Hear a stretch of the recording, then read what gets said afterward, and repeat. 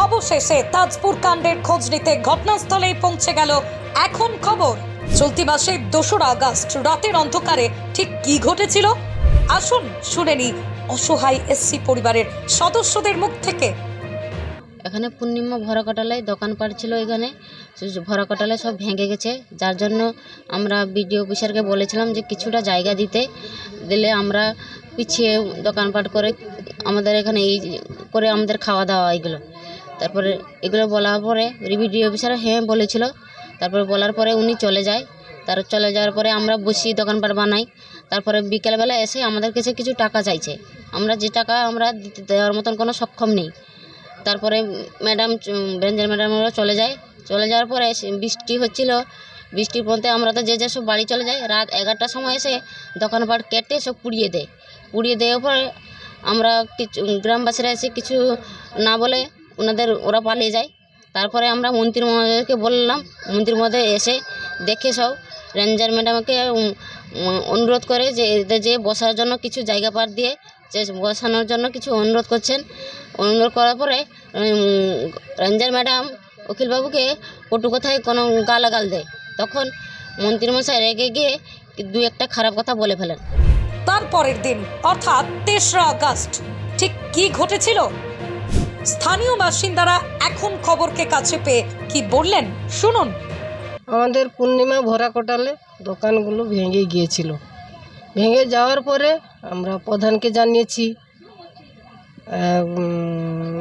মানে ব্লকে জানিয়েছি। জানার পরে আপনি মন্ত্রী মহাশয়কে জানিয়েছিল। মন্ত্রী মশাই এখানে এলো, কিন্তু প্রধানরা কেউ তো নিল না এসব। মন্ত্রী মশাই এসেছিল, এসে আমাদের পাশে দাঁড়িয়েছিল। দাঁড়ার কি অপরাধ? অপরাধ নয়, গরিব মানুষ, আমরা দোকান করে খাই, রুজি রোজগার করে খাই। আজকে 15 দিন হলো কিছু তো রোজগার করতে পারছি না, কি করে খাবো? তার জন্য মন্ত্রীবাবু এসেছিলেন। এলে বললো যে রেঞ্জাবকে বললো যে আপনি প্রথম ওনাদের কোথায় যাবে, ওনারা সমুদ্রের পাশে দোকান করে তো খায়, সবাই ঘুরতে আসে, বসে এখানে খাওয়া দাওয়া করে। তার জন্য মন্ত্রী মশাই রেঞ্জাবকে জিজ্ঞেস ঠিক আছে, বসার ব্যবস্থা করে দিচ্ছি। বসার ব্যবস্থা করে বলে আমরা সব বাঁশ টাস কিনে এনে আমরা বসিয়েছিলাম। তারপরে বিকালের দিকে রেঞ্জাব দিয়ে এলো যে দোকান করলেন কেন না, আপনি তো বললেন যে দোকানে মারতে না, বলেছিলাম কিন্তু টাকা দিতে হবে, টাকা নিয়ে দিলে আমরা দোকান করতে দেব না। আমরা কোত্থেকে পাবো? গরিব লোক আমরা, এই রুজি রোজগার করে খাই। সকালে মানে রোজগার করলে বিকালে চালানি, কি করে খাবো? দেবো কি করে? এত টাকা কোত্থেকে পাবো? আমরা দিতে পারবো না দিদি, না দিলে আমরা দোকান করতে দেব না। দিদি চলে গেল, আমরাও চলে এলাম, দোকান টোকান করে রাত্রিবেলায় চলে গেলাম। রাত 10:30 11টা নাগে আপনি বাহিনী দল 30-40 জন নিয়ে এসে দোকান মানে কেটে কুটে জ্বালিয়ে সব জিনিসপত্র চুরি করে নিয়ে চলে গেল। আমরা যখন শুনতে পাই দৌড়ে আসি যে দোকানগুলো জ্বলছে কেন। তখন আমরা দৌড়ে এসে হাই হাই করে বলছি আমাদের কি হবে, আমরা কি খাবো, কি করব? তার জন্য আমরা মন্ত্রীবাবুকে বললাম, স্যার এসে দেখে যান, আমাদের কিছু নেই, আমরা কি করে খাবো, কি করে বাঁচবো, দেখুন স্যার। স্যার এলো, তারপরে এসে ম্যাডামকে ডাকলো যে কি করলেন আপনারা? ওরা তো গরিব মানুষ, তপশিলি জাতি, ওরা ব্যবসা করে খায়, মাছ ধরে সমুদ্র। তুমি যদি আগুন জ্বালিয়ে দাও, কেটে কুটে সব নষ্ট করে দাও, কি করবে ওরা? কোথায় যাবে? মন্ত্রীবাবু যে বসুন, আমরা বসে একটা মিটিং করে ওনাদেরকে বসতে জায়গা একটু 10 বেশি না 10 হাত করে বসতে দিন, আমি পাথর ফেলার ব্যবস্থা নিচ্ছি, পাথর ফেলে দিলে ওরা সামনে চলে যাবে। কেন বসতে দেবো কেন? তুমি কে? তোমাকে আমি চিনি না, কি জন্য এসেছো? আমি তোমার কথা নেব না। ভাষা গালাগালি করলো। তখন কে গালাগালি করলো? রেঞ্জাব দিদি মন্ত্রীবাবুকে গালাগালি করতে মন্ত্রী মশাই বলল এইভাবে যে গালাগালি করছো সে তখন উত্তেজনা হয়ে গেল। উত্তেজনার পাশে দু একটা কথা বলে ফেলি, এটা কি অপরাধ? আমাদের সমুদ্রের জলে সব দোকানপাট সব ভেঙে গিয়েছিল। রেঞ্জার ম্যাডাম আমাদেরকে এখানে অনুমতি দিয়েছিল দোকানপাট বসার জন্য। আমরা দোকানপাট বসিয়েছিলাম। তারপরে বিকালে এসেছিল, আমাদেরকে টাকা কিছু চেয়েছিল, আমরা বলেছিলাম দিতে পারবো না, আমাদের সমর্থন নেই, আমরা দিতে পারবো না। তখন রাত্রেবেলা এসে দোকানপাট সব পুড়িয়ে দিয়ে ভেঙে দিয়ে করাত দিয়ে কেটে দিয়েছে। তারপর সকাল আমরা মন্ত্রীমশাইকে জানিয়েছি। ওরা এসেছে যে বলেছিল যে রেঞ্জার সাহেবকে তাদেরকে কিছু একটা জায়গা দাও। তখন রেঞ্জার সাহেব বলল না, আমি দিব না। না দেওয়ার জন্য কিছু গালাগালি করেছিল মন্ত্রীমশাইকে। তখন মন্ত্রীমশাইয়ের আগের মধ্যে দু একটা কথা বলে ফেলেছে। আমরা এই সমুদ্র পাড়ে দোকানপাট করে আমরা জীবিকা নির্বাহ করতাম, কিন্তু পূর্ণিমার ভরা কটালে সমুদ্রর এমন ভাঙন, তাতে আমাদের দোকানপাটগুলো ভেঙে যায়।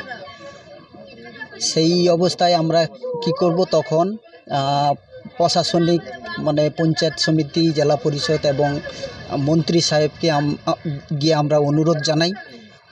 উনিও এসেছিলেন, এসে পরিদর্শন করেছেন, বলেছেন যে বাঁধ 300 মিটার কালো পাথর পড়বে। তারপরে রেঞ্জার সাহেবের সঙ্গে উনি আলোচনা করেছেন যে ওদের দোকানপাট ভেঙে গেছে, ওদেরকে কিছু না হলেও ওই 10-15 ফিট করে জায়গা দিতে হবে। ওতে ম্যাডামও সম্মতি দিয়েছিলেন। তারপরে আমাদের কাছ থেকে একদিন সন্ধ্যার সময় টাকা পয়সা চায়, ওই টাকা ওই রেঞ্জার ম্যাডাম, ওতে আমরা দিতে যেই করেছি, তাতে আমাদের দোকানগুলো রাতের অন্ধকারে রাত 10টা-11টার দিকে আমাদের দোকানপাট সব ভেঙে একদম চুরমার করে দিয়েছে এবং আগুনও ধরিয়ে দিয়েছে। এই জন্য আমরা আবার ওই মন্ত্রী সাহেবের কাছে আমরা যাই, কিন্তু মন্ত্রী সাহেব এসে ওনাকে যথাসাধ্য বুঝিয়েছেন।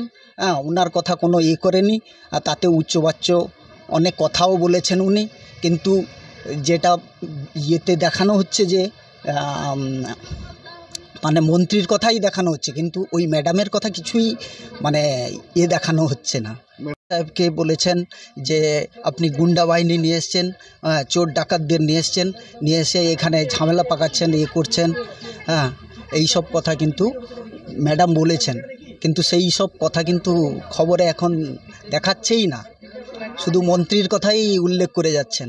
আমাদের এই দোকানপাট ভেঙে যাওয়ার পরে আমরা আমাদের মাননীয় অখিলবাবুকে জানিয়েছিলাম বা ডেকে পাঠিয়েছিলাম। উনি এসেছিলেন, দেখাও করেছেন। দেখা করার পরে আমাদের রেঞ্জার ম্যাডাম সাহেবকে ডেকে পাঠালেন। ওনার সঙ্গে কথাবার্তা বলে আমাদের কিছুদিনের জন্য এখানে বসার জন্য উনি পারমিশনও দিয়েছিলেন, যার ফলে আমরা আপাতত, সামনে তো পাথরও পড়া শুরু হয়ে গেছে, আমরা কিছুদিনের জন্য এখানে মাথা গোঁজার মতন আপাতত ঠাঁই করেছিলাম। তারপরে আমাদের সেই কথা বলার পরে আমাদের মাননীয় অখিলবাবু চলে গেছেন। যাওয়ার ফলে বিকালবেলা রেঞ্জার ম্যাডাম ফিরে এসে আমাদের কাছে টাকা পয়সা চান। আমরা তো গরিব মানুষ, খেটে খাই, এইটাই আমাদের সম্বল, এছাড়া তো আমাদের তো আর কিছু নেই। তাই আমরা দেওয়ার মতন সক্ষমতা নেই বা আমরা না বলেছি।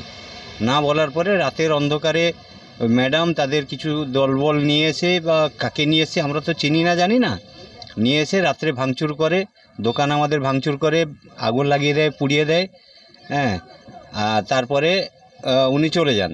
আমরা ততক্ষণ বাধা দিতে আসি, আমাদের লোকজনকে মারধর করেছিল, মেয়েদের নামে অকথ্য ভাষা, বা আমাদের সামনে ওনারা রেঞ্জার ম্যাডাম ওদের লোকেদের বলেছে যে ওই মহিলাদেরকে নিয়ে জঙ্গলে চলে যাও, এইরকম অকথ্য সব অমর্যাদা ভাষা বা অকথ্য ভাষা বলেছেন। উনি রেঞ্জার ম্যাডাম ওনাদের লোকজনকে বলেছে যে আমাদের গ্রামীণ মেয়েদের যে এসেছিল বাধা দিতে, ওনাদেরকে জঙ্গলে টেনে নিয়ে যাও, এই সব বা অকথ্য গালাগাল করা, বা আমাদের এক দুজনের মোবাইলও ছাড়িয়ে নিয়েছিল যারা ভিডিও করছিল। যে আমাদের তো প্রমাণ তো আর কিছু তো নেই হাতে, এই মোবাইলটাই এখন যথেষ্ট। পরের দিন ম্যাডামকে যখন ডেকে এনে উনি একটা সমাধানে বসতে চাইছিলেন, তখন রেঞ্জার ম্যাডাম উনি বলেছেন যে তোমাদের দল তো হচ্ছে অসভ্যের দল, গুন্ডার দল, তোমরা এইসব দলবল করো, যার কোনো মাথামুন্ডু নেই, এইসব অকথ্য ভাষা বলার জন্য আমাদের মাননীয় অখিলবাবু নিজে নিয়ন্ত্রণ হারিয়ে ফেলে যখন দলের উপরে আসে, তখন যে কেউ ব্যক্তি একদম মানে মানসিক নিয়ন্ত্রণ থাকতে পারে না। এর জন্য কিছু হয়তো উঁচ নিচ কথা বলেছেন, যার জন্য এই ঘটনা। যদিও এই বিষয় নিয়ে রেঞ্জার মনীষা সাউকে বারে বারে ফোন করা হলে ওনার কোনো প্রতিক্রিয়া পাওয়া যায়নি। এখন খবর তাজপুর।